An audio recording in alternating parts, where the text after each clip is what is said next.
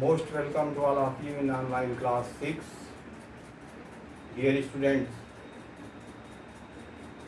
Online class के अंतर्गत आज हम आपको चैप्टर 1 के बारे में बताएंगे, जिसका नाम है भोजन, और यह जो है कहाँ से आता है।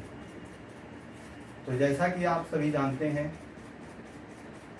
कि सजीवों के लिए भोजन जरूरी है, क्योंकि भोजन के ही द्वारा उन्हें मुख्य रूप से ऊर्जा प्राप्त होती है और उनका शारीरिक वृद्धि और विकास होता है तथा विभिन्न प्रकार के रोगों से लड़ने की क्षमता भी उनमें उत्पन्न होती है, जिसका श्रेय भोजन को जाता है।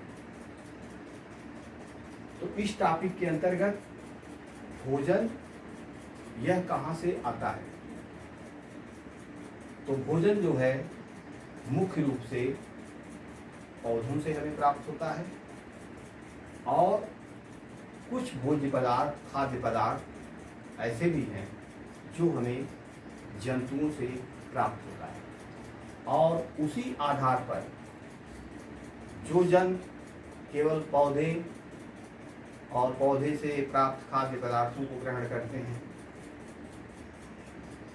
शाकाहारी कहलाते हैं।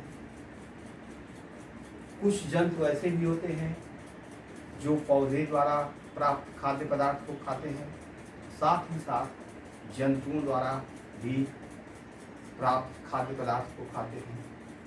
ऐसे जंतु सर्वाहारी के अंतर्गत आते हैं, और कुछ जंतु ऐसे होते हैं जो केवल जंतुओं के द्वारा ही प्राप्त खाद्य पदार्थ का सेवन करते हैं, वे मांसाहारी कहलाते हैं। तो इस प्रकार से भोजन जो है, और भोजन का मुख्य स्रोत पौधे और जंतु दोनों हैं, और इनको ग्रहण करने वाले जंतुओं को भी 3 भागों में विभाजित कर दिया गया: शाकाहारी, मांसाहारी और सर्वाहारी।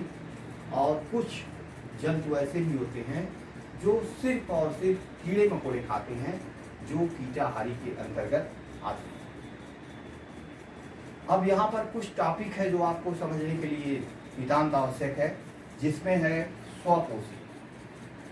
ऐसे जीव जो सिर्फ अपना भोजन स्वयं बनाते हैं, अपने शरीर के अंदर बनाते हैं, वे स्वपोषी कहलाते हैं, जिसमें मुख्य रूप से केवल और केवल हरे पौधे आते हैं, क्योंकि उसके अंदर क्लोरोफिल पाया जाता है, जिससे उनकी पत्तियों का रंग हरा होता है, और वे प्रकाश संश्लेषण के माध्यम से अपना भोजन का निर्माण करते हैं। दूसरा टॉपिक है उत्पादक। अपना भोजन स्वयं तैयार करने वाले पौधे,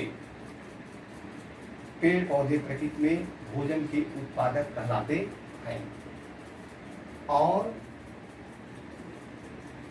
भोजन को ग्रहण करने वाले शाकाहारी, मांसाहारी और सर्वाहारी तथा कीटाहारी भी होते हैं।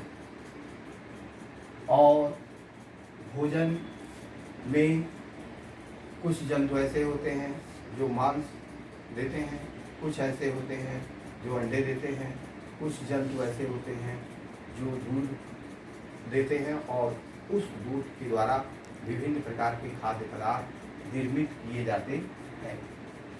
तो भोजन जीवन की आधारभूत आवश्यकता है, मूलभूत आवश्यकता है। भोजन के बिना हम जीवित नहीं रह सकते, और न तो हमें कार्य करने के लिए ऊर्जा ही प्राप्त होगी, न तो हमारे शरीर का वृद्धि और विकास ही होगा, और न ही हमें रोगों से लड़ने की क्षमता ही प्राप्त होगी।